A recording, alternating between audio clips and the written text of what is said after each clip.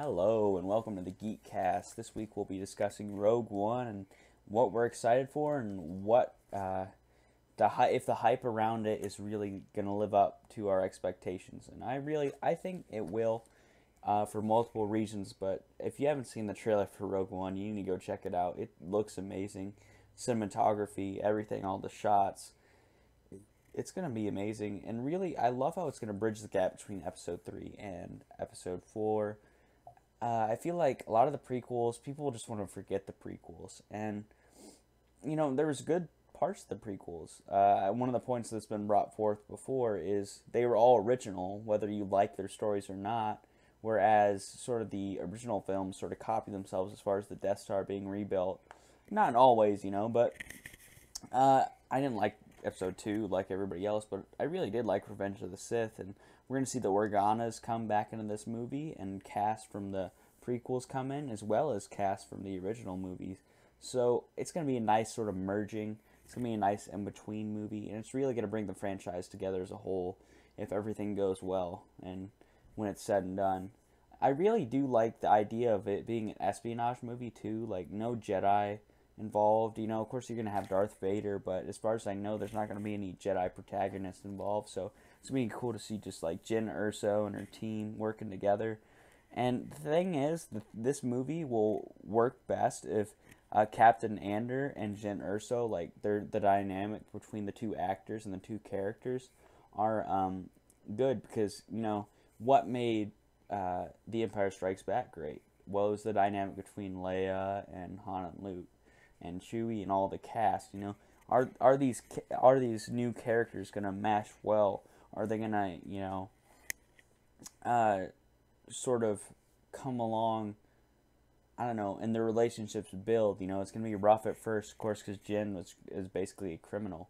So, and it's gonna be cool to see Jyn Erso go from this criminal to this rebel leader, this rebel commander, and see her sort of evolution throughout the movie. It's gonna be an awesome movie. It looks like.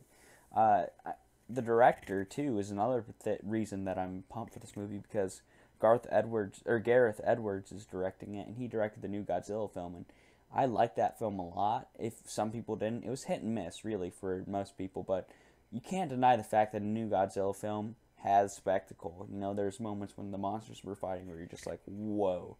And that's really what the Star Wars franchise needs, a director who, gets spectacle. Of course, J.J. Abrams, good example, when he directed The Force Awakens. I mean, he's a guy who knows spectacle. He directed the new Star Trek movie, so Gareth Edwards was great. It was a great choice for a director for this movie, because this movie, if you watch the trailer, just the scenes look amazing and seamless, and the environment looks awesome. It looks like nothing we've ever seen before in Star Wars, which is weird, considering how many movies we've had. And we've never had, like, a beach planet, besides, of course, a few scenes on Kashyyyk in Episode 3. But it was a very different feel, very different vibe, and I liked it. Also, there's a lot of big name actors in this movie. There's Alan Tudyk from Firefly. Of course, he's Wash, and everybody knows. Any sci-fi fan knows who he is, and so he's going to be playing the droid K2SO, and he looks like he's perfectly fit for the role. We also have like Mads Mikkelsen from Hannibal. He was Hannibal in the TV show, which was an excellent TV show, and he's a great actor. And so, really, we have a few of these big-name actors mixed in with everybody else, and hopefully, usually when you have big-name actors in a movie with a lot of lesser-known actors, they either elevate all the lesser-known actors, or their performance stands out and everybody else's sort of fails. So I'm hoping it sort of elevates the performance of everybody. It was really just cool seeing the trailer. And as I said, there's been nothing done like this in Star Wars before. We've always had a Jedi protagonist, always revolved around Anakin and his basically journey from being a young Padawan to become Darth Vader, this evil Lord of the Sith, and finally, whenever he redeems himself at the end of Episode 6, and of course the new movie sort of... The Force Awakens was great, but it borrowed a lot of themes from A New Hope, and I don't care if you're the most diehard Star Wars fan or not, you got to admit it did borrow some themes. And so the fact that we're getting this Rogue One movie is going to be awesome. And one of the main complaints people have had with this movie is how is Rogue One going to be interesting if we know what's going to happen? And I think that argument is really stupid, because you could say the same thing about the Lord of the Rings trilogy. You know, oh, I read the book, I know what's going to happen, it's going to be terrible. You can say the same thing about a lot of movies out there, but it's just a stupid argument, because that doesn't make a movie any less good. There has been good prequels before, and it's in between the franchises, so I don't really think it's a big prequel. It's just sort of a mix of a prequel and a sequel. But this movie is going to be great. Hopefully. I'm really hoping it is. It's cool that you have somebody who's interested in the Force, like Chariot. I'm pretty sure that's what the character name is. He's blind, but he uses the Force to guide him. It's cool that you have a character like that, too. Because, you know, you want the Force to be involved in the movie, even if you don't have Jedis. But the environment looks great. The director's a great director. Great actors and actresses. Hopefully a great story. We get more Darth Vader. We get new stormtroopers we've never seen. Beach troopers. We get action.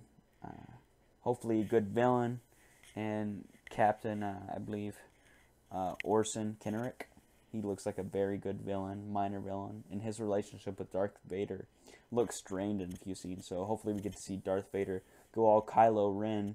And maybe because Darth Vader towards the last few movies, he wasn't really as aggressive. Like, he was aggressive, but he wasn't like Kylo Ren over the top aggressiveness. So hopefully we see Darth Vader just lose it with him if he fails and kill him. But of course, we're going to see Jyn Erso and her father, Galen Erso, sort of have that dynamic, because Galen's working for the Empire and she's working for the Rebels. So hopefully we get some of that family story in there.